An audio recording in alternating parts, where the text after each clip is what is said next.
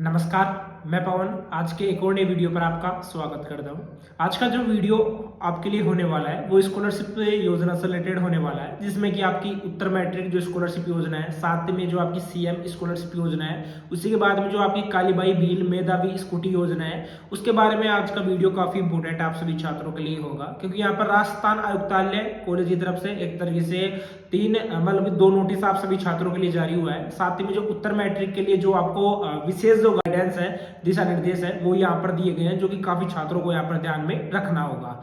क्योंकि देखिए, मैं लगातार देखता हूँ कि काफी छात्रों के क्या होता है कि जो स्कॉलरशिप है वो उनके डॉक्यूमेंट्स या उनकी कुछ गलतियां होती हैं, उनके अभाव में उनकी जो स्कॉलरशिप है उनके अकाउंट में नहीं आ पाती है। कुछ ना कुछ ऐसे रीजन हो जाते हैं, उन रीजन को यहाँ पर मैं क्लियर भी करने वाला हूँ। साथ ही में आपको पता है कि यहाँ पर जो कालीबाई स्कूटी योजना है या सीएम स्कॉलरशिप योजना है, उसके बाद में उत्तर मैट्रिक स्कॉलरशिप योजना है, उसके लिए फॉर्म भी आपके स्टार्ट हो चुके हैं। अब जो आपकी कालीबाई भील मेधावी योजना है और साथ में सीएम स्कॉलरशिप योजना है, इसके लिए जो डेट है आपकी वो एक्सटेंड हो चुकी है। वो डेट आपकी बढ़ाकर अब आपकी 31 दिसंबर 2024 है, वो कर दिया गया है। साथ ही में आप सभी छात्रों की जानकारी के लिए मैं क्लियर कर दूं, अभी जो ये डेट है आपकी और भी आगे बढ़ने वाली है।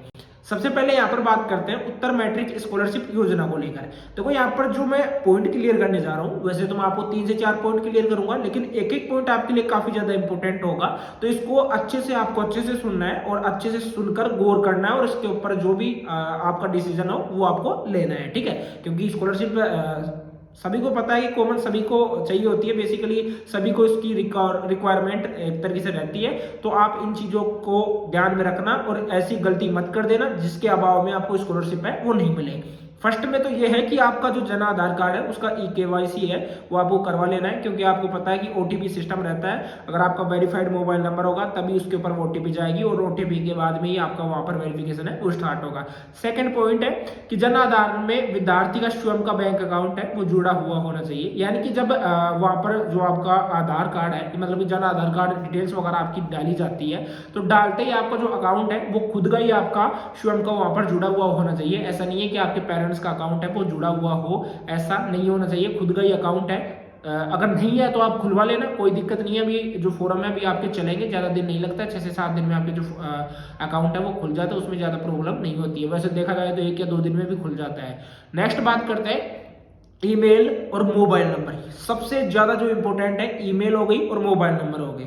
अभी देखता हूं मैं काफी छात्रों के पास में ईमेल नहीं है खुद की, बताओ क्या करेंगे वो। अभी ईमेल नहीं है तो आपको ईमेल बनवा लेनी है। ईमेल काफी ज्यादा इंपॉर्टेंट रहती है, ठीक है। देखो क्या होता है कि जब आप फॉर्म भरोगे, जैसे स्कॉलरशिप के लिए आप फॉर्म भरते हो, फॉर्म भरने के बाद में जैसे मान लीजिए आपने आपका जो मतलब कि जो कॉलेज है, कॉलेज में आपने टाइम पर फीस वगैरह सबमिट नहीं करवाई, या आपने एडमिशन के समय कुछ ऐसे डॉक्यूमेंट्स, कुछ ऐसा डॉक्यूमेंट्स जो कि नहीं दे पाए, आपने सोचा कि मैं बाद में दे दूंगा ये डॉक्यूमेंट्स, और जब आपका स्कॉलरशिप का फॉर्म भरा, फॉर्म भरने के बाद में उस फॉर्म को क्लियर करने के लिए वहां पर विभाग से एक तरीके से यहाँ पर कॉलेज वालों से पूछा जाता है कि इस स्टूडेंट का जो एक तरीके से कंप्लीट एड्रेस आपके पास में है, कंप्लीट इसके जो डॉक्यूमेंट्स है वो आपके पास में है या नहीं है, इसकी फीस सबमिट है या नहीं है। अगर कॉलेज को लगेगा कि इसका कोई भी डॉक्यूमेंट्स अभाव है, अभी नहीं दिया गया है, तो वहां पर क्या है, उनके द्वारा बैक डाल दी जाती है, और वो बैक की इंफॉर्मेशन आपको मोबाइल नंबर और ईमेल के माध्यम से आपको मिलेगी। इस वजह से मैं बोल रहा हूँ कि काफी इंपोर्टेंट रहता है।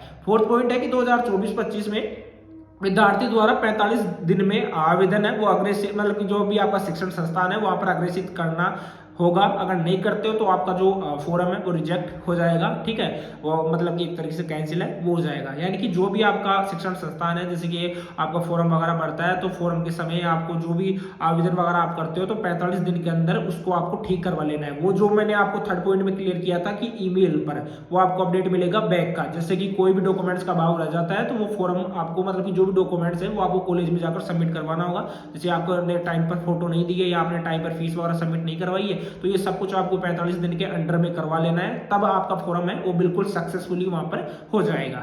अब बात करते हैं नोटिस की, वो मैं बात करना चाहूंगा मुख्यमंत्री उच्च शिक्षा छात्रवृत्ति को लेकर। यहाँ पर नोटिस का स्क्रीनशॉट आप देख पाओगे, ये इस वजह से मैं आपके लिए लगा देता हूँ, काफी छात्रों का यहाँ पर डाउट रहता है। कि सर जो ये इन्फॉर्मेशन आप लाते हो ये कहाँ से लाते हो। मैं हमेशा बताता हूँ कि जैसे जो भी इन्फॉर्मेशन मेरे पास में आती है उनका सोर्सेस आपको मैं बता देता हूँ। ये इस वजह से मैं बताता हूँ कि जैसे काफ़ी छात्रों को माइंड में डाउट रहता है कि सर ये चीज़ें हमें भी चाहिए, तो मैं आपको बोल भी देता हूँ कि आप टेलीग्राम ज्वाइन कर सकते हो। वहाँ पर ये जो नोटिस है वो मैं ऑलरेडी डाल देता हूँ, वहाँ पर जाकर भी आप देख पाओगे। काफ़ी छात्रों का ये भी डाउट रहता है कि सर आप ये जो नोटिस है वो कहाँ से लाते हो। बिल्कुल मैं आपको बता देता हूँ, ये आयुक्तालय कॉलेज शिक्षा राजस्थान की ऑफिशियल वेबसाइट पर आपको ये नोटिस है वो देखने को मिल जाएगा। आपका डाउट नहीं रहना चाहिए, ठीक है। एक एक पॉइंट आपको क्लियर होना चाहिए। ऐसा नहीं होना चाहिए कि मैं आपको कुछ अलग बता रहा हूँ और आप कुछ उस चीज को कुछ अलग ही ले रहे हो कि सर आप जो भी लाते हो वो तो पता नहीं कहाँ से लाते हो। बिल्कुल आपको सोर्सेस है उनके माध्यम से ही आपको मैं क्लियर है वो करता हूँ। अब ये नोटिस आप देख सकते हो, इसमें बोला गया है कि मुख्यमंत्री उच्च शिक्षा छात्रवृत्ति जनजाति व शहरी आर्थिक सहायता योजना। देखो वैसे तो ऑलरेडी मैंने सीएम स्कॉलरशिप से रिलेटेड जो जानकारी है वो कंप्लीट जानकारी आप सभी छात्रों को दे रखी है। उसके लिए मैंने अलग से प्ले लिस्ट भी बना रखी है सीएम स्कॉलरशिप योजना की, तो वो प्ले लिस्ट भी जाकर आप देख सकते हो। अब इसमें इंपॉर्टेंट क्या है, क्योंकि देखो अभी सेशन है, लास्ट सेशन से ही आपके जो सेमेस्टर है वो लागू हो चुके हैं, तो सबसे इंपॉर्टेंट क्या है वो चलिए मैं बता देता हूँ। इसमें बोला गया है कि सेमेस्टर प्रणाली में जो नियमित छात्र छात्राएं यानी कि बॉयज गर्ल्स ऑफकोर्स सभी है, योजना वर्ग के विगत वर्ष के दोनों सेमेस्टर की परीक्षा उत्तीर्ण व योजना वर्ष में नियमित अध्ययनरत होने की स्थिति में नियमित माना जाएगा। इसमें बोला गया है कि जैसे कि आपने फर्स्ट सेमेस्टर है, सेकंड सेमेस्टर है, वो आपका पास होना चाहिए। जैसे कि आप थर्ड सेमेस्टर में भी फिलहाल हो तो इसमें आप अध्ययनरत आप होने चाहिए। ऐसा नहीं है कि आप जैसे फर्स्ट ईयर आपने रेगुलर कर लिया और सेकंड ईयर आप नॉन से कर रहे हो, तो ऐसा नहीं होना चाहिए, ठीक है। सेकंड पॉइंट देख सकते हो कि सेमेस्टर प्रणाली में योजना हेतु प्राप्तांक प्रतिशत है। योजना वर्ष के विगत वर्ष के दोनों सेमेस्टरों के प्राप्तांक के योग के प्रतिशत के आधार पर प्रतिशत का आकलन किया जाएगा। बिल्कुल फर्स्ट सेमेस्टर हो गया, सेकंड सेमेस्टर हो गया, दोनों का जो कुल टोटल पूर्णांक बनता है उस पूर्णांक के आधार पर यहाँ पर प्रतिशत का आपका आकलन है वो किया जाएगा। इसके बारे में ये बोला गया है, यह सक्षम स्तर से अनुमोदित है। नेक्स्ट जो नोटिस है वो मैं क्लियर कर देता हूँ, वो आपका होने वाला है काली भाई भील मेधावी स्कूटी योजना और साथ में देवनारायण छात्रा स्कूटी योजना। ये दोनों ही एक तरीके से स्कूटी योजना रहती है जिसमें कि मिलती है आपको फ्री में ही स्कूटी है, लेकिन जो देवनारायण रहती है जो ज्यादातर गुर्जर समाज के जो स्टूडेंट रहते हैं उनको ज्यादा मिलती है, ठीक है। साथ में एनईपी यानी न्यू एजुकेशन पॉलिसी 2020 सेमेस्टर परीक्षा प्रणाली के तहत नियमित छात्राओं की पात्रता के जांच के क्रम ये नोटिस जारी हुआ है। इसमें बोला जा रहा है, देखो ये वैसे तो इंपॉर्टेंट नहीं है, नीचे आप देख सकते हो, वैसे यहाँ पर थोड़ा इसको हेडलाइन कर रखा है, ठीक है। इसमें देख सकते हो सेमेस्टर प्रणाली में नियमित छात्राएं कि स्नातक प्रथम सेमेस्टर में परीक्षा उत्तीर्ण एवं द्वितीय सेमेस्टर में नियमित छात्रा के रूप में परीक्षा आवेदन भरा हुआ हो।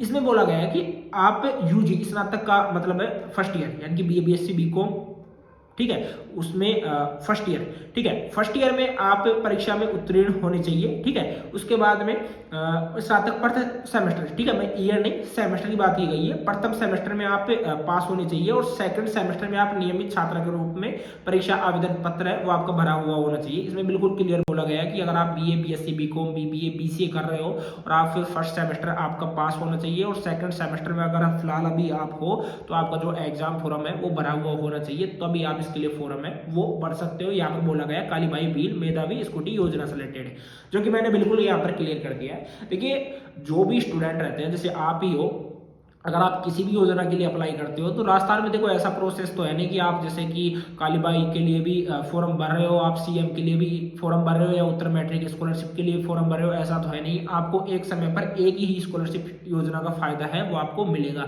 ये काफी छात्रों का डाउट चलता है जो कि मैंने यहाँ पर बिल्कुल आपको बता दिया है। नेक्स्ट ये ध्यान में रखना कि आपका मोबाइल नंबर हो गया, आपका फोटो हो गया, सिग्नेचर हो गया और ईमेल आईडी हो गया, यानी मोबाइल और ईमेल आईडी तो आपको जब तक आपका कॉलेज चलता है, आपका यूजी होता है, पीजी होता है, उसके बाद में पीएचडी वगैरह जब भी करते हो तो आपका ईमेल आईडी और जो मोबाइल नंबर है वो एक ही रखने की कोशिश करना, क्योंकि ये काफ़ी ज़्यादा इंपॉर्टेंट है वो रहता है। उसके बाद में नेक्स्ट आपकी रहती है जो आपको एक तरीके से एक आईडी आती है अपार आईडी, ठीक है, एबीसी आईडी जिसको बोल सकते हो, एकेडमिक बैंक ऑफ क्रेडिट, वो आईडी भी आपको खुद की रखनी है क्योंकि उस पर ही पूरा आपका एक तरीके से डाटा वगैरह रहता है जो कि डिजी लॉकर में रहता है। राजस्थान की मतलब कि स्टेट गवर्नमेंट की एक तरीके से ऑफिशियल वेबसाइट रहती है जिसको आप गूगल ड्राइव के रूप में ले सकते हो, जहाँ पर डाटा आपका रिकॉर्ड है वो सेव रहता है। तो इन चीज़ों का आपको ध्यान में रखना है, बाकी इन चीज़ों से आपको अच्छे से बर्ताव रखना है, ठीक है, क्योंकि काफ़ी ज़्यादा प्रॉब्लम होती है बार बार नंबर चेंज करने से, बार बार ईमेल वगैरह चेंज करने से। क्योंकि फॉर्म में बैक आता है। ऑफकोर्स काफ़ी छात्रों का यहाँ पर डाउट रहता है फॉर्म में बैक कैसे आता है। बैक इसी वजह से आता है कि आप कुछ जो डॉक्यूमेंट्स हैं कुछ ना कुछ गलती कर देते हो, उसी वजह से वहाँ पर बैक आता है। तो बैक को आप तुरंत वहाँ पर क्लियर करना, और क्लियर तब कर पाओगे जब उसके बारे में आपको इन्फॉर्मेशन है वो पता लगेगी। और वो पता कहाँ से लगेगी? ईमेल आईडी से या मोबाइल नंबर से आपको पता लगेगी। ऐसा तो है नहीं कि आपके कॉलेज वाले आपको डायरेक्ट कॉल करेंगे। वो कुछ रहते हैं जो कि बच्चों के भविष्य के बारे में सोचते हैं, बाकी सभी कॉलेज वाले एक जैसे नहीं होते हैं। चैनल को सब्सक्राइब कर लेना, ऐसी अपडेट आपको लगातार मिलेगी। आज के लिए इतना ही।